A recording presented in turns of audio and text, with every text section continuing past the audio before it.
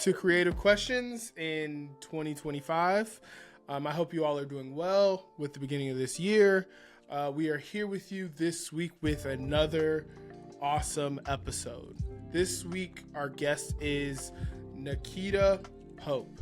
Nakita is a legend in the design streets. Nakita has been designing for more than 25 years.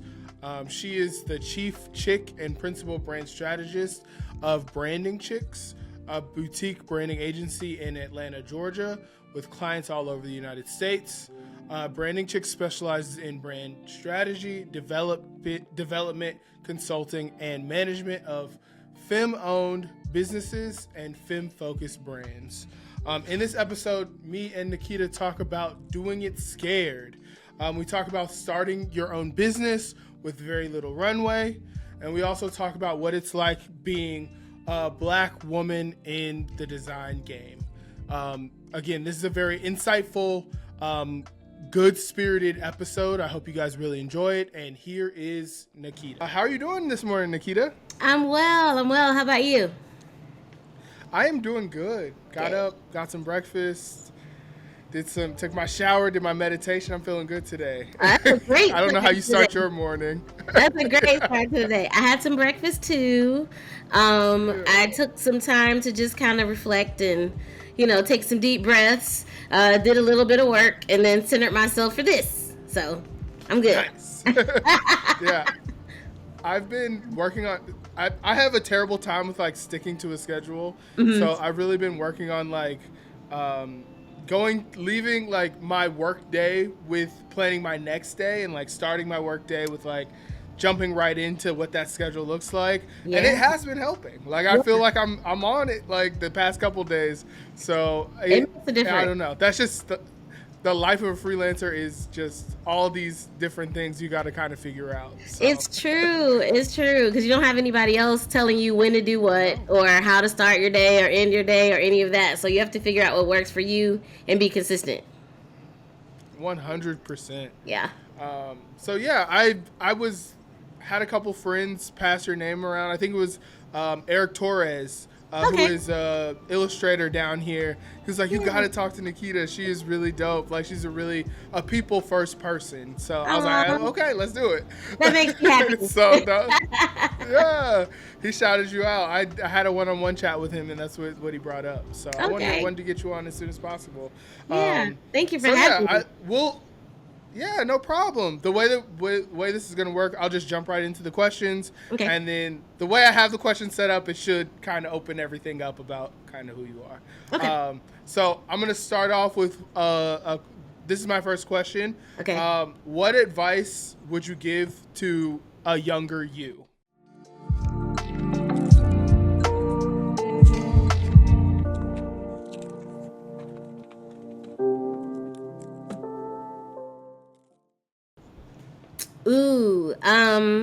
I think the biggest one is do it scared. I think that that was when I was in high school. I had some things okay, let me back up. So I realized at a pretty young age that there were things that scared me, and I realized that they were holding me back. Right. Mm-hmm. And I wish I had even figured it out even sooner. But when I realized that those things were holding me back, I continued to push myself to do things that scared me. Right. And I think that has served me so well in my career and in taking on new challenges and deciding to try new things. It's always just been something that has continued to allow me to grow. And, people laugh at me, but I say this all the time. If it doesn't make me want to vomit just a little, then I probably shouldn't do it. You know what I mean? That's where the growth is. If it's oh yeah, that new thing, that's cool, I'll just do that. If it's like that, then it's okay, I can do that. But the growth is really in the thing that's oh man, I'm not really sure about that. Can I pull that off? So my advice would be do it scared, because even if it doesn't land the way you want it to, you've still created a victory for yourself because you tried it, because you pushed yourself to your boundaries. So that's what I would say. Dang, that's so good. I feel like coming into my 30s, something that I realized, I was very traditional in my upbringing up into like 2020, which is that was my 30-year mark was at that Yeah. point. But I realized I was scared of a lot of things. I realized Mm-hmm. fear kind of ran a lot of the things that I did. And 2020 was really just a scary year in general. So there was just a Indeed. lot of stuff going on. When it comes to scary things, can you think of anything that has, especially as a Black person, that Yeah. has held you back? Because I know for myself that was a lot of it. Yeah. I think that sometimes, we know what the climate looks like, in the world in general. And I think that sometimes that crosses over into our professional lives as well. So sometimes, you're afraid to take a certain kind of project, or you're scared to take a job that might have an environment where it might not be accepting, it might not be diverse, there might not be anybody else that looks like you. Like, there's just so many things that come along with that. And I think that, those situations can be uncomfortable. I'm not saying that they're not, but I think that, the more you push yourself to at least consider some of those things, I think the better off you'll be. And if it's the kind of thing where I tried it and I'm like, yeah, this really isn't for me, then I feel at peace about that, right? Like, I can do that in a way that is complete for me versus looking back on it and having a regret. I would rather not have any regrets if I can help it. So even if I failed, but I tried, that's still better than regretting not trying at all. Yeah, I agree. Yeah. It's in those moments, like you said, you feel like you want to throw up. Like I've had so many where I'm like, all right, this feeling feels terrible. I had one yesterday. I Yeah. had to ask for something that was really hard, and I was Yeah. like, it took me 20 minutes. I was in here like hyping myself up. I was like, you could do it, you Yeah. could do You it, got to do and it, then I man. did it. Like, Yeah. and you did it, right?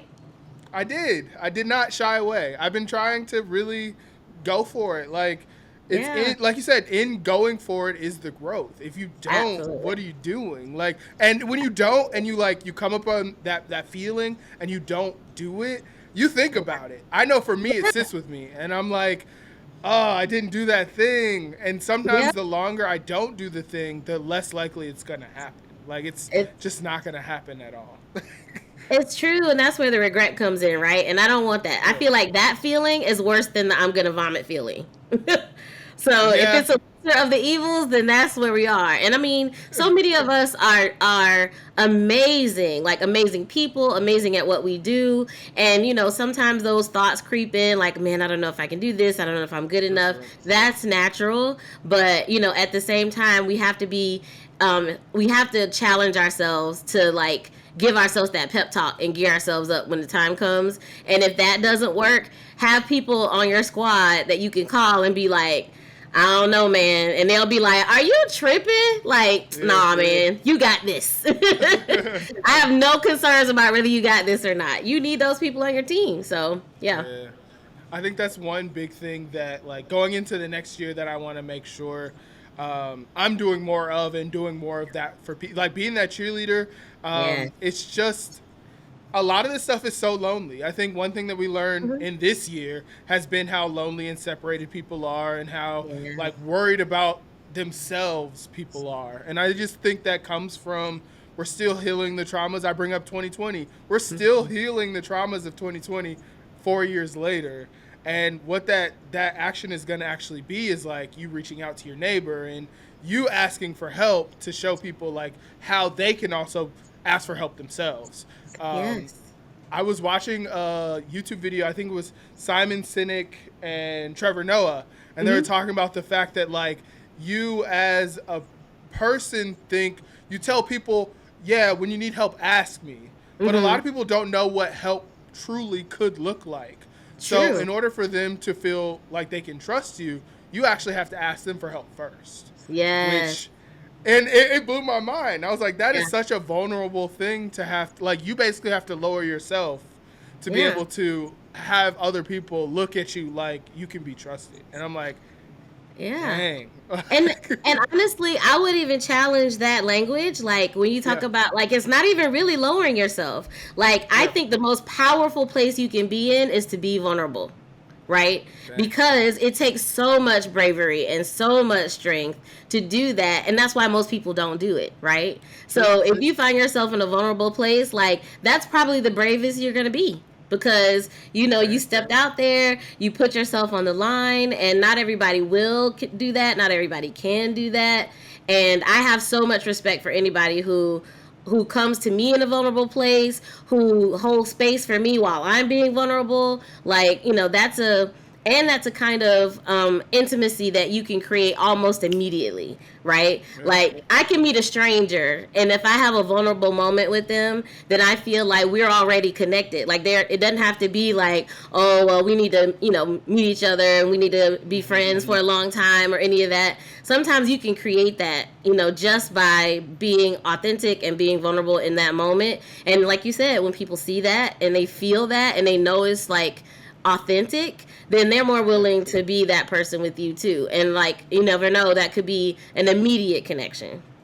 For sure. For sure. Yeah. Yeah. Yeah. I want to see more people taken care of, more people happy, more people like less Yeah. alone. I They're like, oh well, we have a loneliness crisis. Well, how can we address that even as like single individuals in this country? It's reaching out to the next person. Yes. It really Yeah. is. Like, how can you create a practice around like connecting? So Yeah. that's a little bit of what this podcast. A lot of the stuff that I do is in that vein. So I feel like I love that. but we're gonna hop into the next question. Okay. How did you find your way into branding? Did you have an art background when you started?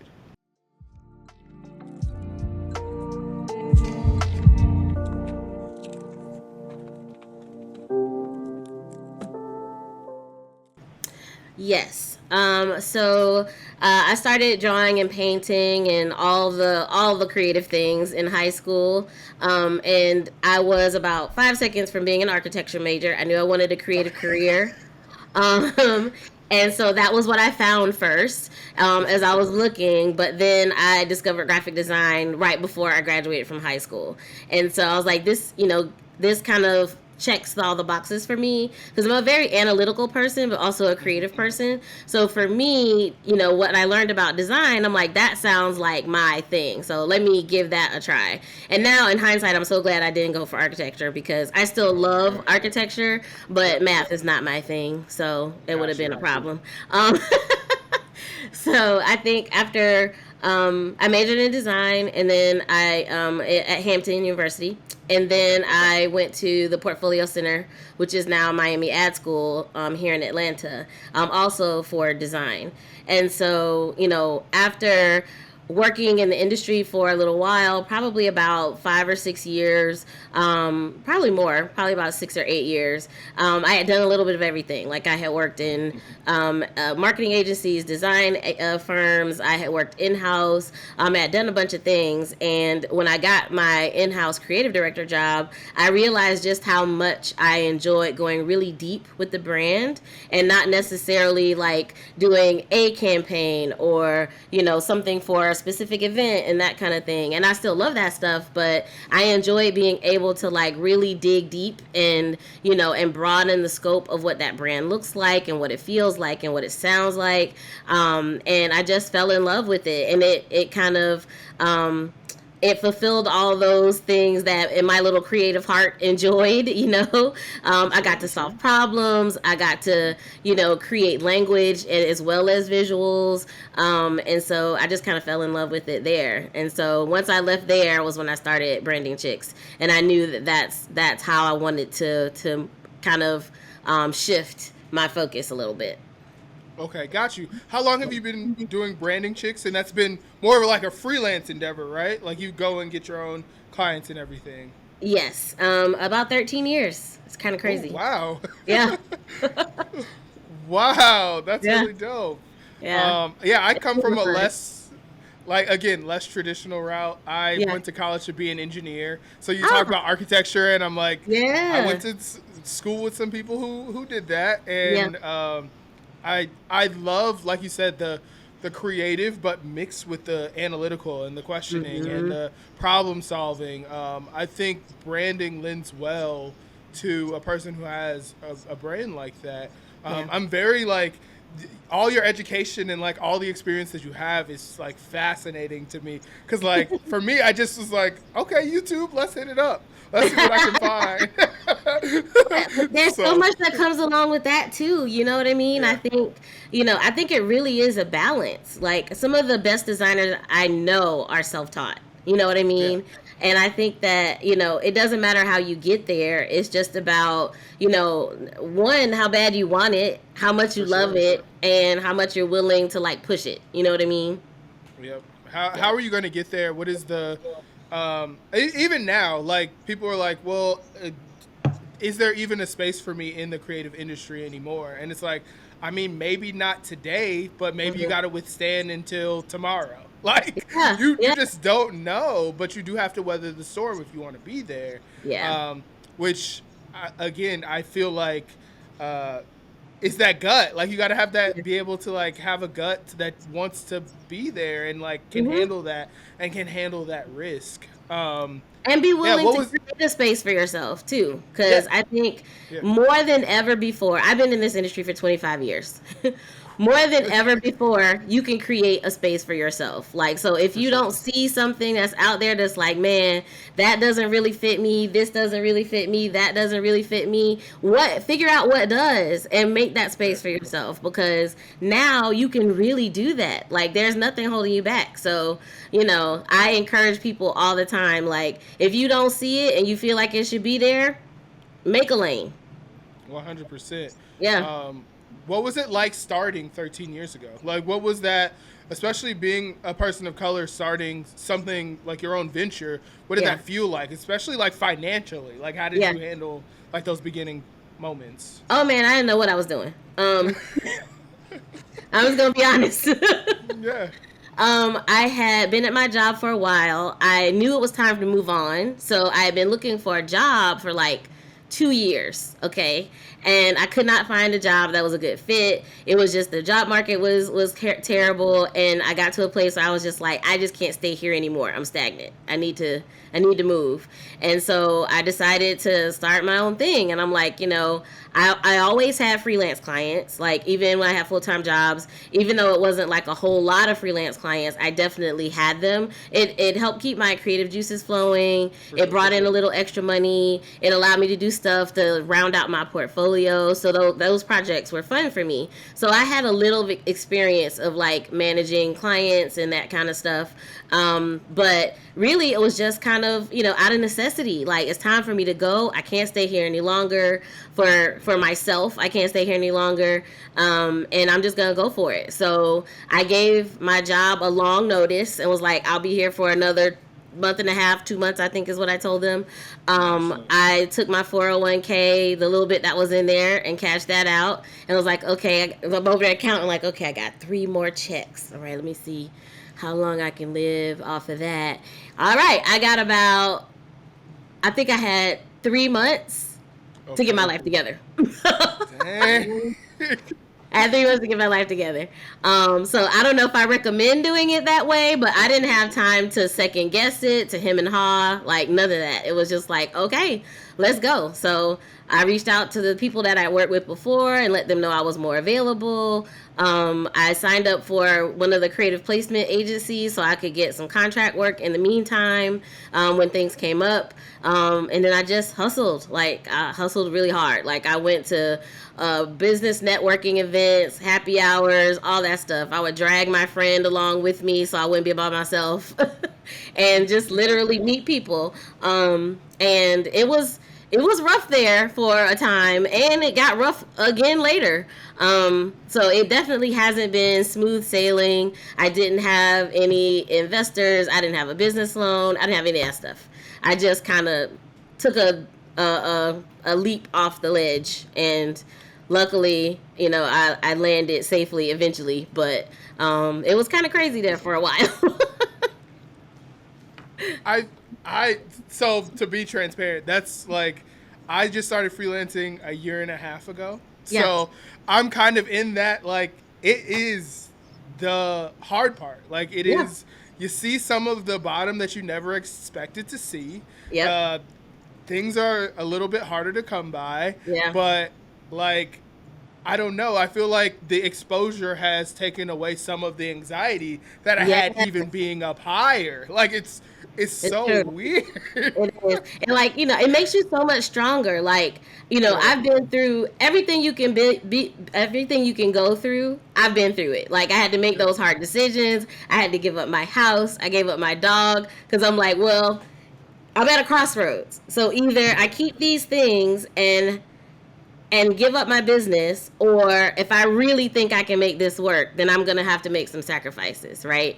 Like, I've been through all the things. But at the end of the day, all those things make me stronger. So now if something happens, like I know that there's some people that would crumble. And I'm just like, look, I already been through that and I didn't die. That's so, let's go. Let's Sign get me it. up again. You know? I don't know if that makes me crazy, but you know, at the end of the day, you don't know what you can handle until it happens. You know? And so if you had asked me beforehand, like, what if this happens? What if that happens? What would you do? I'd be like, I don't know. Move home to my mom and them. I don't know. You know? But now that I've been through it, I'm like, I'll be fine. I don't know. I don't always know how it's going to work out, but I'm like, I'm going to do everything I know to do to make it work out. And I'm going to put my trust and my faith in the fact that I believe that this is my purpose and this is what I'm supposed to be doing. So it may not always look the way I want it to look, and I may not know how it's gonna pan out, but I have to know that it will. And so that's what keeps me going.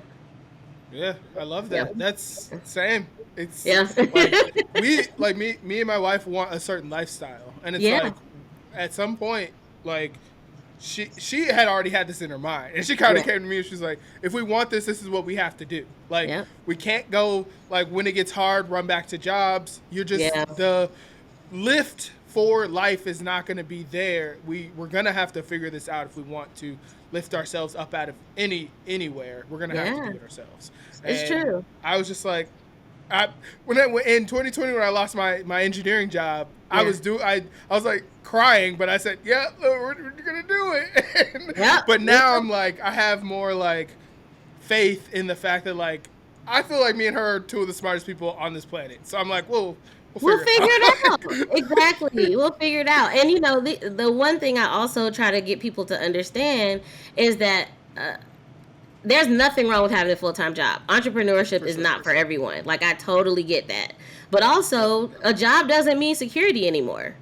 Like, we're not living in our parents' and our grandparents' time. You know what I mean? Like, you could get the most amazing job ever tomorrow, and in 6 months, it could just vanish into thin air with no warning, right? So, if I'm going to take a risk anyway, I might as well do what I want to do.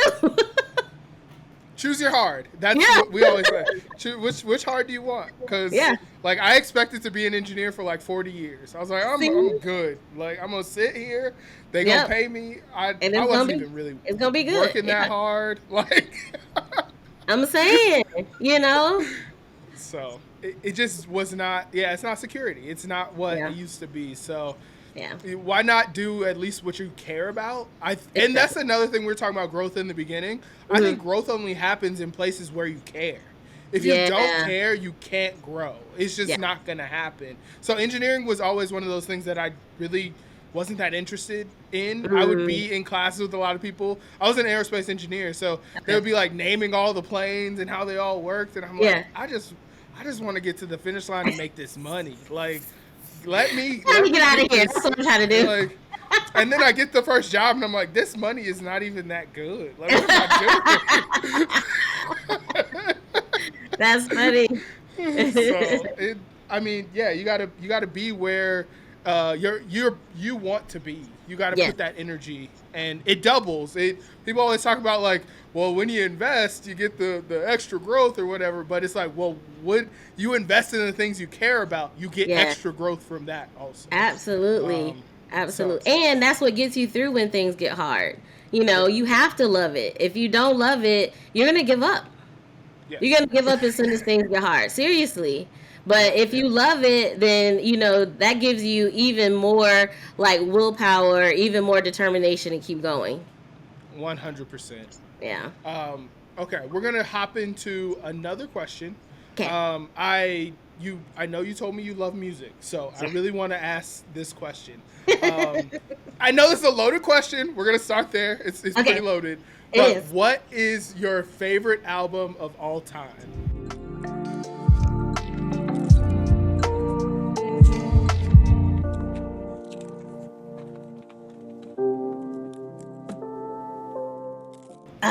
Okay. That's a really difficult one, Okay. but I'm gonna buck the system and give you two. Okay, I love that. Okay. Change it. However you want to change it. I love that. I'm a huge Jill Scott fan, like since the Okay. very beginning. My favorite album of hers is the Jill Scott Experience 826. It was one of her earlier albums, but it was a live album. And I Okay. just felt like I love live music in general. So for me, there's so much more energy that comes along with a live recording than just a studio recording. And I feel like, you also get this like on the fly remixes of the songs you already love, and I feel like that album just put me over the edge. Like I listened to it nonstop for probably like 3 weeks. My roommate was so sick of it. He was like, "Girl, can you listen to anything else?" And I'm like, "Not right now, no, no." So that's one. The other one is Dave Chappelle's Block Party, the soundtrack Okay. from the movie. Again, live music recording, so many classics on there. You got Jill on there, you got Erica on there, you got I think Common was on there. Like everybody was at that show, and it was just an amazing, amazing soundtrack. Dope. Yeah, Yeah. I think. So I understand the type of music you like. Are you a concert person? Do you like going to concerts, or you Yes. just like an at home? Okay. No, that's my favorite Um, thing. what's your What was your last concert experience? Stevie Wonder. Um, Wow. Stevie Wonder came to Atlanta, and it was so crazy. Like all my friends know that I love music, so I really Okay. appreciate that I'm the person they call if they got an extra ticket to go see almost anybody. They're like, Keita will probably go. And so my friend was flying in to Atlanta, and she called me like 3 or 4 hours ahead of time, and she's like, "I'm on the plane. I'm not even supposed to be making this call, but listen, like I got an extra ticket to see Stevie Wonder tonight." And I was like, "I didn't even know Stevie was gonna be here tonight." And she's like, Wow. "Yeah, I got an extra ticket. I land at 5:30. Show starts at 8. Meet me at the hotel." And I already had plans. I called my other friend. I'm like, "Yeah, I'm not gonna be able to do it. Got to go see Stevie." Mm-hmm. Because he's been on my bucket list for the longest. So that was my last show, and it was amazing. That's dope. Yeah, I didn't start going to concerts. I was probably like 26. My family just didn't do stuff like that. Like Mine they're didn't just either. not music. They're not music people. But Yeah. I just feel like a concert experience changes how you even listen to the music after Oh, that. Like yeah. it's completely different. For sure. I will pick a concert over like if I could listen to an album the first time in concert. I think that would like really do it for me. I can see that. I could definitely see that. I could definitely So see that. I would love to see that like that be a thing. Mm-hmm. I feel like it just transports you into another place. I'm really eclectic. I listen to a lot of different music. My Mm-hmm. last concert was Remy Wolf. I don't She's know. Oh, her. fantastic. Um, Really? she has like a really soulful like Mm-hmm. voice, and it's very like modern and young, and like Yeah. it's fun. It's a fun sound. So I would if you were looking for like new music, I would give her a listen. I'm always looking for But new music. yeah, Remy Wolf. Adding that to my list right now. But yeah, I love music too. I'm just Yeah. I play when I was in high school. I like played instruments. I played the trombone for a Same. while. Yeah. But I think it really goes along with my ADHD. The thing that is my secret power I use to like really focus is music. So Yeah. a lot of people are like, "Yeah, I don't really care for music," and I'm like, I have to care for music. Like if I'm not Yeah. listening to music, I can't focus on anything. Yeah. So it's just my favorites right now are like, of course, Tyler the Creator. Kendrick's been, of course, is on a Of course. tear. Yeah. Um, Of course. um, Remy Wolf. I've listened to a lot of Chaperone lately. The young female pop stars are putting out some music right now. It's wild. Yeah. So just kind of all over the board. Me and my wife make a playlist every month together. Nice. Because we love music so much. Yeah. Playlists are my favorite thing. Yeah. A couple years ago, I had a subscription box business with a friend of mine, and every box had a theme, and every box also had a playlist that went along with it. And that was my job. One of my jobs was to put together a playlist, and that was like my most favorite thing. All my music is separate. My playlists are based on mood, so not genre, because my genres are all over the place too. So they're kind of based on mood. But yeah, I'm now putting together my goals for next year, and one of them is that I need to be able to see live music every single month. Like, I need to go to a concert a month next year. So I'm already like cooking on that and trying to figure out what that's going to look like. But yeah. I love that. You say you sing yourself? You said you did some singing yourself? Yeah, I played piano for 9 years when I was a kid. I wouldn't say I'm good at it necessarily because I didn't practice the way I should have. But I started singing in high school. And so I did stuff in college, and I used to sing backup for an Elvis cover band here in Atlanta. And I used to sing in a burlesque show for a little while. So yeah. Nice. Do you still get out and try to sing? Do you like? Not much anymore, but I'd love to get back into it. I just haven't. Yeah. Yeah. I just always find that those like side interests always can like, if I can get out and like do something that's like a side interest, it always gives me energy in the other creative things that I'm doing. Yes. So yes. Trying to keep those alive. I do a little bit of drawing. I really love just exploring different mediums. I'll do like lino cut, where you do like the cutting out of the stencil or whatever. Yeah, have painted. The last thing we painted, we were like, painting is extra hard. We did not finish it. We were like, okay, we'll put this away when this interest comes back, and we'll finish it later. Because I was kind of like, this is kind of ugly, but that's the whole thing. Like, it's about the journey and about learning the medium and how to use it, and and deciding what your style is, because it doesn't have to be like anybody else's. Nope. So I think that's all part of it. For sure. Yeah. Okay, we're gonna hop into the next question. Okay. This one is a little heavier. Okay. What is the hardest part of being a Black designer?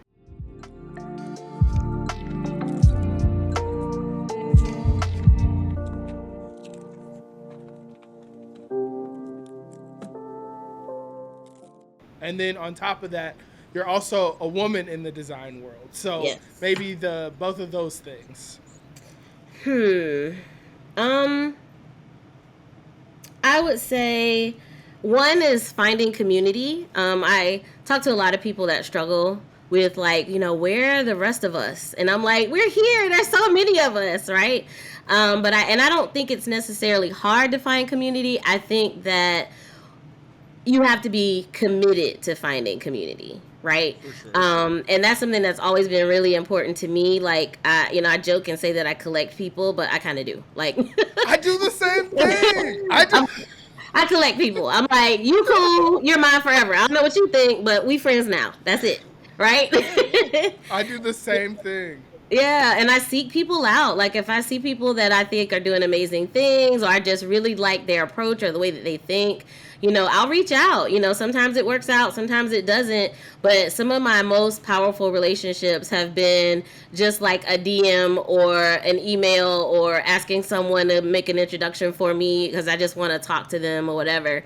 So I think finding community is can be a challenge, but it's so rewarding because in my experience, if you create your own community, then it also gives you that extra support when you're in an environment that doesn't have community for you. right? Yes. So you're in that position where you're the only black person or you're the only woman or whatever the case may be. Like, I find that I don't worry about those situations anymore because I got a squad behind me. I got my professor friends, I got my designer friends, I got my entrepreneur friends, I got my AIGA friends, I got my AAGD friends. Like, between all those people, anything that I might have a question about or support I might need or a resource I might need, I know that somebody in my community has what I need and can help me out, and vice versa, I can help them out, For sure. so I feel like, it can be a challenge, but I do think it's also the most important thing. The other thing I would say is just being able to be your authentic self. So often we are, as black people, we're often kind of having to challenge those stereotypes that come in the room before we do. And so it's like, well, and it's sometimes you have to make a choice in the moment. Like, okay, well, am I going to be so focused on what they already think about me, or am I just going to show up as who I am, and either they respond to that or they don't, right? Because at the end of the day, like, I don't enjoy having to send in the representative, is what I call it. I don't want to send in a representative. That's not what I want. And I've worked too hard and I've created spaces for myself so that I don't have to do that. So if somebody or some environment is not accepting of who I am, then I probably don't want to be there anyway, but it takes time to get to that place, and that's not lost on me. It took time for me too. But once you're there, you're really there. You're like, okay, well, this is who I am. Take it or leave it. I don't know. But I don't want to be in a environment where other people are inauthentic, and I definitely don't want to be in an environment where I feel like I have to consistently be inauthentic. For sure. Yeah, I agree. I like those. I was doing that. Like, I've been pulling people for a long time. Like, I have a Slack group of just people. I'm like, you're dope. Let's just stay connected and be friends. And now it's at like 150 people who are like, just like, I think you're dope. But I didn't think about it as like, this is your outlet to also be able to, when you have problems, go to. But I just wanted to create a space for other people to, when they have problems, have someone to talk to. But yeah, I like the send in a representative. I never thought about it like that. It's kind of like you have to put a mask on and not be yourself. And show up and deal with whatever they're gonna do to you. And and that's you want to do that? That's not cool. And I think that it's a blessing to be able to do what you love. It truly is, right? And so many people hate their jobs. They hate their jobs. They hate their careers. Like, I love what I do, and I refuse to be doing it in an environment that makes me hate it. And as soon as I feel that way, and I have before, I had to go, because I'm like, no, this is my purpose. This is what lights me up from the inside out. So I'm going to do it, and I'm going to continue to enjoy it. And if I can't have the same kind of joy around it here, then I need to go find another place where I can. For sure. I agree. Yeah. And that's why I'm freelancing. I'm like, this feels like the only way that I'm going to be able to. I worked for an agency for a little bit, but it just didn't feel like they understood what and who I was trying to be. Like, I'm obviously trying to go above and beyond for you all, but you already it seems like you already have preconceived notions of who I am and what I can do for you all. And I can't do anything about that. That's a game. Me and my wife said that's a game I can't play. So I'll go play my own game. Exactly. Because the rules keep changing. So how can you win? How can you win a game like that if the rules keep changing? You can't. Yeah. So you go make your, which is, again, it's hard. You're in that vulnerable state. It's hard to do that. Something that I feel like is another hard thing for Black designers is like, how do you figure this out? Like, how do you actually get into the industry and make it sustainable to where, like, you can actually live off of your profession? And that's something that I worry more and more about when it comes to, like, AI and things like Fiverr and just things that are pushing those creative opportunities outside of our sphere and outside of our being able to actually, like, do them. Because I feel like the AI thing is kind of, they're like, well, it makes it easier to do like the basic task. And I'm like, well, those basic tasks used to be someone's job, and yes, they are tedious, but they do train you up in how to move on to the next level. So if we go ahead and cut those out, then who says anyone knows what to do in the next generation? So that's what scares me a little bit more about AI. It's not about like replacing creatives. That's not completely going to happen. It's usually going to operate at that bottom spot that we need to test. Like that's how you really figure out if this is what you want to do. I mean, it's a tool just like anything else, you know, like their photographers were terrified when Photoshop came out. 100%. They thought that they were not going to have a job anymore, right? And so I think if you look at, the way that you can stay sustainable and also stay relevant, I think, is to embrace the technology that comes along. It doesn't mean that you have to be an expert at it. It doesn't even mean that you have to use it all the time. But you need to know what the benefits of it are and not just be ruled by fear, because again it goes back to fear, right? The people that are afraid of it and don't want to touch it, like they might be missing out on a tool that could enhance their work even more, you know what I mean, or at least know how other people are using it. And so I think that that industry knowledge, that technical knowledge, all that stuff is going to make you better at the end of the day. And it's a tool just like anything else, and I don't think that it means that the skills that you already have are no longer relevant. Like imagine that you have all these amazing skills and now you can filter it through technology that can do things that could not be done before. That's just going to be better. You know what I mean? So I think it's just about the way you look at it and to know that you have to keep reinventing yourself, Yes. I talk to people all the time who are like, I've been a designer for 10 years and I hate it. I'm ready to get out of it. And at the end of the day, once I dig deep into why they feel that way, almost always it's because they've been doing the same exact thing for the last 10 years. So as creatives are inherently people who need mental stimulation, right? So if you're doing the same thing over and over and over again every day, of course you're going to hate it. Right? So you have to figure out how to shift and move and change and grow in a way that feels good to you, but also allows you to create a space for yourself, And branding was kind of that for me because, like I said, I realized that I loved it. And so I was already a strategic designer, right? Like that was a big part of my practice, but it just wasn't at the forefront. So like my clients didn't always know that I did all this research and positioning and all that stuff in the background. But I did. And so once I realized that was something that I could use to position myself differently, it took me a few years, but it took a few years for me to pivot in that way. But I knew that the skills were already there. I already had what I needed. I just needed to lean into it, learn as much as I could, grow as much as I could in that space, and then position myself that way, right? My first project that I got that didn't include any visuals whatsoever, and it was just strategy, was like a huge victory for me. Because I'm like, I just got paid to think. Do you know what that feels like? It's like, man, my brain is already going 100 miles an hour all the time anyway. Like somebody paid me to do what I was going to do anyway. They just paid me to be myself, basically. That's so dope. I'm excited for that time to come. I'm still working my way over there too.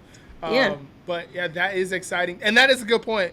And it's about always being, you have to be like an always learner. You have to be willing to always learn, and then also what you said, reinvent yourself. You have to always be ready to pivot and turn and, all right, well, this looks like it's what's coming. Let's be that. Let's fill that gap. And be curious, you know what I mean? And not just pivoting for the sake of, I want to make money in this thing, but also like, hey, I wonder what that thing is all about. Like, let me dive in and see what it's all about. And then eventually you fall in love with something, and it's a natural pivot. It's not like, a pivot just because everybody else is telling you need to.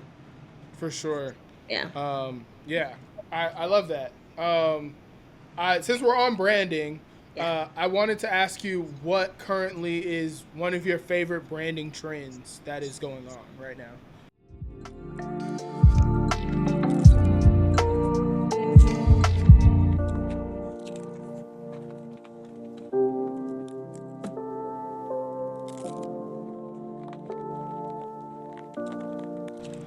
I appreciate that building authentic brands is starting to be more at the forefront. Like, and I think that it's a chicken before the egg, egg before the chicken kind of situation. I think consumers and audiences are no longer responding to the smoke and mirrors. Like, they don't care about that anymore. People want to spend their money in places that they feel good about, that they feel like they can see themselves inside the brand and that kind of thing.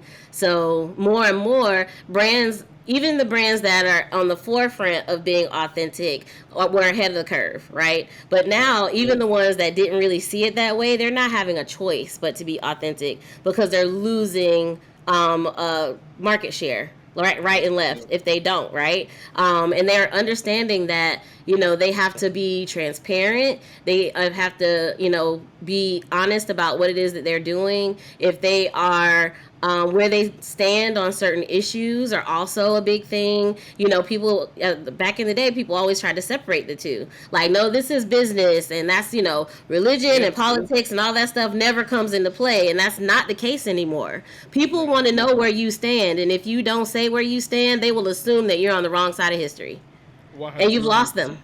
You've lost them. So I love that authenticity is coming to the forefront, because I think it makes all of us just a little bit better. It shifts our culture in a way that, makes everything a little bit more grounded in reality. And it makes it so that people are happy to spend the dollars that they spend instead of being like, man, like, I don't know who these people are, but I'm going to give them all my money. Now, more and more people are making choices with the money that they have. Yeah. And that's all you can ask. Like, we think about like times in history that have been changed. We think about like the bus boycott back, and it's just like that was them deciding where to put their money. And it's like, if that's going to be how we move forward, then maybe we can push to change things a little bit more. So that's my only hope. I love that things are becoming more authentic because you can't fake it. Like, you can't fake the funk. Like, you gotta, someone can go look you up and like pick a side. Yeah, you gotta do your thing. So you gotta show up how you want to, or you will get put out in front, like on Front Street. People will see exactly who you are. Exactly. And you have to be willing to lose people if they don't believe what you believe, or if they're not in alignment with what you believe. And I believe that's a powerful place to be too. Like, if you are going to stand on it, enough that some people are like, oh, I don't fool with them anymore. That's fine. That means that the people that are engaged with you are 100% behind you, and they're in the same. They think the same way that you do, or they are in alignment with where you are. They don't have to be exactly the same, but they're in alignment, and that's the best kind of that's the best kind of relationship between a brand and an audience, because those are the people that are going to be loyal, and that are going to spread the word about how amazing you are, and show up and spend money and really support you. All the things, especially we talk about being vulnerable, and you like having a real hard time. Those people will really show up and be like support you in good and positive ways. Seriously. That's dope. For me, something that's been really cool is to see this.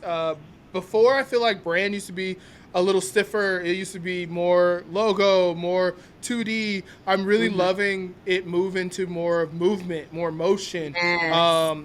Motion is something that like, when I was first deciding that I wanted to do branding, I'm like, oh, what is this thing, motion? I was like, oh, motion design is going to be something that is like in brands. Like, to create a brand kit here in the future it has to have some piece of how does this move? Absolutely. And now like things like Canva, it's making motion more accessible. You got the Unreal Engine, you have, I can't think of the other ones, but there's some other competitors to After Effects coming out. So they're making motion a little bit more accessible. So I'm excited to see what that looks like. Motion just brings so much personality that you can't get from things being stiff. So it's like that next level of storytelling. For sure. So there's so much energy. I love it. Yeah. I'm like, I'll go save. And like, all of my saved is just like motion. And then I'll like video record. I'm like, oh, how did they do that? And I'll play it in slow motion to like see how they did that. Yes. But it's really fun. I think it gives. I always think of branding as like we're building worlds, so it like gives another piece to building that environment out, and you're like, hey, I could hang here. This is dope. Absolutely. It's a whole ecosystem. It's a whole, Yeah. and it's a living, breathing thing. It's supposed to, shift and evolve and change and all that stuff. And like, as soon as you create it, you need to start thinking about, okay, what does the next iteration of this look like? And not that it has to happen immediately, because you want that consistency, but if you realize that it has a life of its own, then you understand that it needs to evolve and it needs to transform. Yep. I was my last interview was with someone who owns a coffee shop, and it's a very niche coffee shop. Yeah. But we were talking about branding in their episode, because as a brand, they don't have like a logo or anything that stays the same. Yeah. It's almost as if the brand lives with the customers. Yeah. So it's almost like whatever the customers think it is, or the inside stories and the inside jokes and the environment of the coffee shop. They have these little like Easter eggs inside the coffee shop. Oh, and it's cool. like, I was like, this is so interesting. And they do like merch that doesn't put the same logo out. It's different every time. And I'm like, I would say it's probably more authentic than anything else. And I think that's why they're able to break some of the branding rules. And of course, those don't matter. But I'm like, that's exciting. Like, that excites me, because I'm like, okay, well, what could the next like world of brand look like if we don't got to do the same logo and same thing that we've been doing forever? Yep, exactly. And being willing to push those boundaries, and if you do it in a way that's strategic, that that it's gonna engage the people that you really want to engage with, then I say go for it. I don't subscribe to like throwing stuff at the wall to see what sticks, but I definitely, and I am all for like being strategic about how you want this to be, and breaking those rules. If you break those rules strategically, then that not only creates something really interesting, like you said, but it also makes you stand out in your category, because nobody else is doing that, or nobody else might be doing it the way you want to do it. So it's only going to enhance the brand. For sure. I love branding. I could talk forever. I'm one of those people who I'm like, I don't know if you follow like Under Consideration, Brand New. Every time they put out one, I'm like, oh, what is Armin going to say this week? I am up in it. It's so fun. Yeah. It's just it's something you can be nerdy about, because it does move the needle, but for me it's like, this is fun. Like, compared to what I was doing as an engineer, this is fun. It's fun in all the best ways, and every project is so different and so new. Yeah. And for me, like, as an information junkie, like, I will have a question in my head and go down a rabbit hole for hours researching that thing just on a Tuesday for no reason. So now it's such a big part of my practice that, like, somebody comes to me with a new product or new service that I don't know anything about their category or anything about this kind of product, like, I get to dive in deep, and that's just part of my work, and not, and that part makes it so much more fun. So I feel like I know a little bit about so many things that I never thought I would know about. But I love that. Yeah. I would, to cap this part of the conversation, I would love to ask you, what are some of maybe who are the agencies that you kind of look up to? Are there any other agencies that you really follow closely? Yeah. Jones Worley, they're based here in Atlanta. Cynthia Jones Worley is the studio owner. She's a mentor of mine. I love their work. They do branding, but specifically in the transportation sector. So they've created a very specific niche for themselves. And I love a lot of the work that they do. I love Teresa Moses with Blackbird Revolt. I couldn't get it out. I love a lot of the work that they're doing. And I love creatives in general. Like when I see somebody in a creative space and they're making things that are different than what's already out there, or they're pouring themselves into it, that makes me so happy. Whether it's fashion or music or design or architecture, even. I follow so many people that are in those spaces because I just love to see people, making a new lane when it comes to creativity. For sure. Like, yeah. I love creatives. I love people being creative because to create things out of thin air is still the coolest thing to me. It's magic. It is magic. And as soon as you forget that, then you're probably not going to enjoy it anymore. Like, that's what keeps me going. Every time I see something I made out in the wild, I get excited all over again. I don't care whether I made it yesterday or I made it 15 years ago. It makes me very excited. For sure. Yeah. All right. So this is a podcast about creativity. So I'm going to ask you the last question.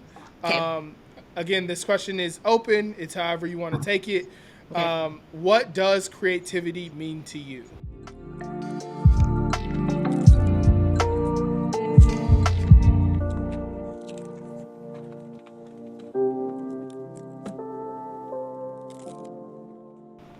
Ooh. Creativity to me means self-expression. It means being willing to push boundaries. It means, like you said, creating something out of thin air that didn't exist before, taking a thought and being able to make it something concrete, something people can use or hold or hear or see.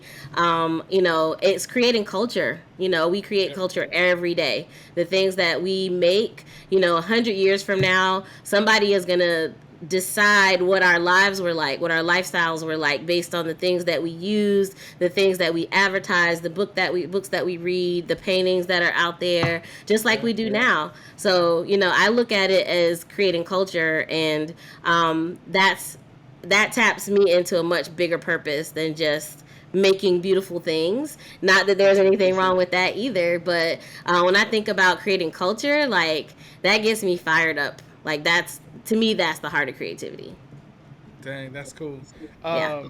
I don't know if I think that big a lot of time, but it's like, this one of these posters that I made back here could be left, and then in the next generation someone finds it. Yeah, it could be an artifact. What does that mean for that next person who does find those types of things? That's really Exactly. I want to thank you, Nakita, for being here. Is there anything that you want to promote that you're working on right now? I am running the second cohort of my creative leadership class. So I created this creative leadership masterclass. I have so many mentees, and I've been a professor for 15 years. A lot of times when I have students circle back to me after they're in the industry and all that stuff, like when people are ready to move up into a leadership role or get promoted, often they're getting promoted because they're amazing makers, but they may not necessarily know how to lead yet. And sometimes the environments that they're in don't provide any training.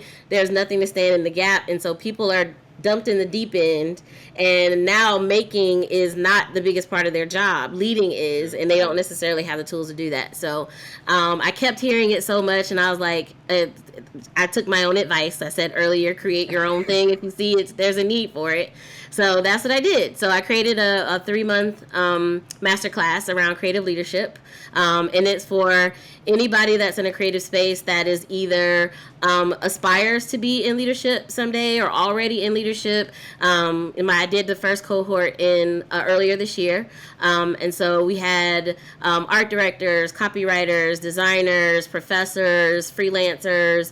It really runs the gamut. But we're starting the next one in February, end of February, February 26th. But enrollment starts December 15th. So check out my website if you want to take a look at that. And I do offer a couple scholarship spots as well. So, but if you are in an agency or something like that and you have a professional development budget, get your agency to pay for it. But It was great. I feel like it was really beneficial to the people that participated, and this is my way of helping people along. Nice. I love Yeah. that. I saw so many. Well, I had so many managers and bosses who just plain didn't know how to lead, and Yeah. it causes the people under them to really suffer. Like that's really the Absolutely. reason that people stay or leave jobs is the people who are in Absolutely. charge of them. It makes So a huge difference. It really, really does. yeah, And so many people aspire to do it and they want to do it well, but they just haven't been given the tools. And I want to be able to stand in the gap and help them with that. yeah, I love that. Where can people Yeah. find you on the internet?